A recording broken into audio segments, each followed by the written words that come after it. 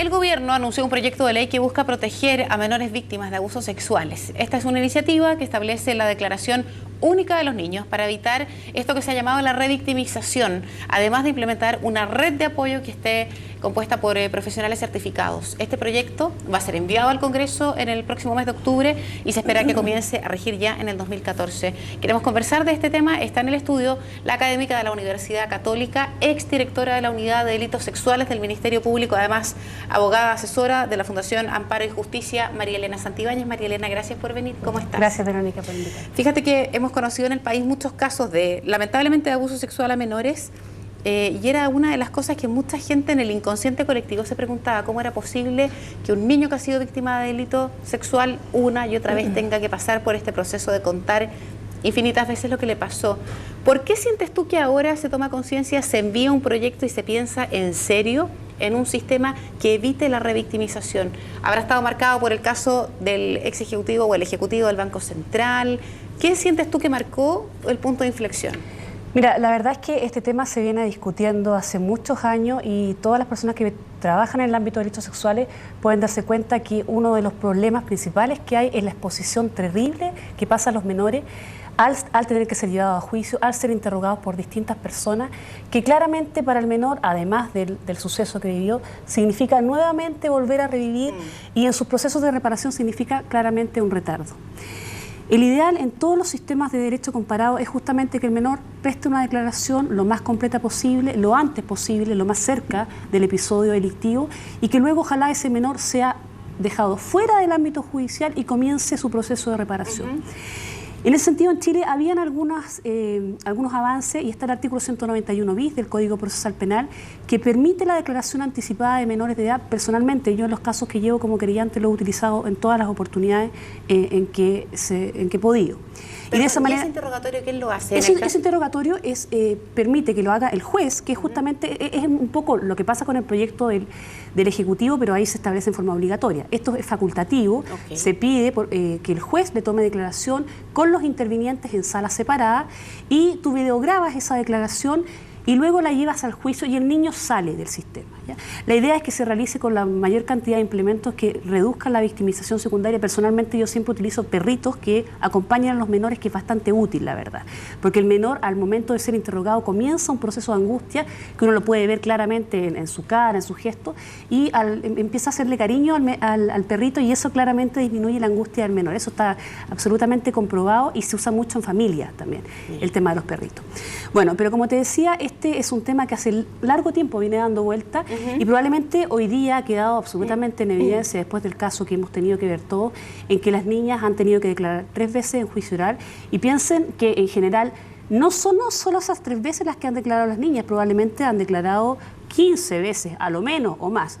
Entonces, la verdad es que el daño de esas menores parece absolutamente evidente. María Elena, también por otra parte se dice, a ver, cuando uno entrevista a un niño por un hecho puntual una sola vez, más aún cuando ha sido víctima de delito, también se corre el riesgo de que esa declaración esté influida porque si ese niño, voy a poner ejemplos quizá poco lógicos, pero que puede ocurrir, haya estado con sueño, haya estado psicológicamente quizá en un momento o en una instancia que no le permitió poder reflejar todo lo que había ocurrido, o ese niño, por el contrario, pudo haber vivido un episodio posterior que va a condicionar esa sola declaración. Entonces, la pregunta que te quiero hacer es también qué punto en contra, entre comillas, si es que existe, podría existir cuando uno habla de un menor que solo va a declarar una vez.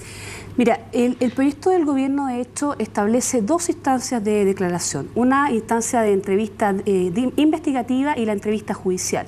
Esa entrevista investigativa tendría lugar dentro de las 72 horas de la comisión del hecho y el fiscal podría prescindir de ella. El problema que se da con esa entrevista, a mi parecer, es justamente lo que tú señalas. Probablemente el niño a lo mejor no esté todavía preparado para dar una entrevista, todavía considerando que se quiere que esa entrevista sea única y que luego las pericias psicológicas, las pericias de credibilidad de relato se funden en esa entrevista. Me parece que eso va a ser un poco difícil de llevar en la práctica. ¿Por qué? Porque la pericia de credibilidad de relato supone una entrevista bastante larga. La verdad es que en la práctica esas pericias de credibilidad suponen varias sesiones con el menor para poder efectivamente efectuar una pericia de esa naturaleza. piensa. Entonces, si se está pensando en que la pericia de credibilidad se va a basar en una entrevista videograbada, esa entrevista tiene que cumplir con estándares bastante altos para poder efectuar una buena pericia de credibilidad. En cambio, tratándose de la entrevista judicial, que se podría pensar tal vez como una entrevista única, tú tienes la posibilidad efectivamente de preparar un poco más al menor y fijar la época más conveniente para que el menor preste esta declaración, más considerando que muchos menores por su escasa edad al comienzo no hablan y no dan ningún relato y comienzan a darlo lentamente. La idea es compatibilizar el momento en que el fiscal estime pertinente, que sea un momento en que no haya pasado mucho tiempo desde la comisión del ilícito. Tú comprenderás que nosotros con suerte nos acordamos lo que pasó hace un año, o sea, para un menor ese año corresponde a la mitad de su vida, si es que no más. Entonces, la verdad es que tú te das cuenta que la calidad de la declaración va perdiéndose con el tiempo. Difícilmente, o sea, es muy común lo que pasó en el caso, por ejemplo, de Orellana, que las niñas no se acuerden de ciertos detalles porque uno mismo se va olvidando con mayor razón un menor. Entonces, la verdad es que una sola, el proyecto de ley asegura, que me pareció bastante bueno, que luego de que haya una entrevista videograbada, si se anula el juicio, se utilice nuevamente esa misma entrevista. Y entonces los menores directamente no vuelven a ser requeridos. María Elena, cuando hablamos de profesionales idóneos y con ciertas características que realicen estas entrevistas, a tu juicio, ¿qué te parece que deberían ser los estándares o las características mínimas o básicas de ese tipo de profesionales para poder enfrentarse al menor? Bueno, eso también es un tema. ¿Por qué? Porque se habla de un especialista que le tome la declaración, que me parece fantástico, pero ese especialista efectivamente va a tener que pasar por una instancia de acreditación, ya una instancia de acreditación técnica, me refiero a que... Pero perdón, hablamos por ejemplo de un psicólogo... Sí, en general, o sea, tiene que ser una persona, si no es psicólogo, con conocimientos importantes en materia específicamente de testimonio de menores. ¿Ya? ¿Por qué? Porque claramente que no es lo mismo, no cualquier psicólogo puede efectuar este tipo de entrevista y supone una preparación más o menos extensa.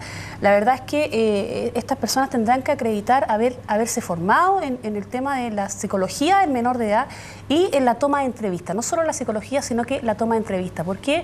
Porque las preguntas que se hacen a un menor de edad, claramente que no deben ser preguntas sugestivas. Nosotros hemos visto que los casos en que en general esas declaraciones son puestas en tela de juicio son cuando hay sugestión respecto al menor. La pregunta es inducida. La pregunta, claro, y es sugestiva, o la información es entregada por el sujeto al menor. La pregunta ojalá tiene que ser lo más abierta posible para que el menor entregue la información, ¿ya?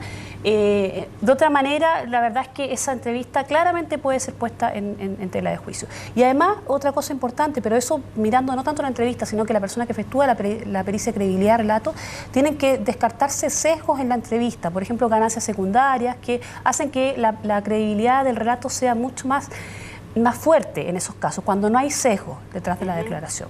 Finalmente, María Elena, ¿cuáles han sido los costos que han pagado los niños a tu juicio, que te ha tocado seguir en casos personales o lo que has podido ver a través de los medios de comunicación?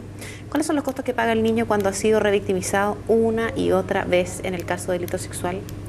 Mira, la verdad es que a mí me da una pena infinita el tema de los menores, porque creo que son los grandes perdedores en todos estos casos. Más que el imputado o la madre, los menores tienden a ser los más perjudicados, porque a un menor no solo lo marca el suceso del hecho delictivo, sino que esto de pasar por un proceso judicial, tener que contarle a todo el mundo, que todo Chile en el fondo se entere, como ha pasado en este último caso, de lo que les ha ocurrido, significa que la posibilidad de reparación de ese menor se hace cada vez más difícil y se transforma en un tema crónico muchas veces, que va a significar años probablemente de terapia, y la verdad es que seguramente lo va a marcar toda su vida.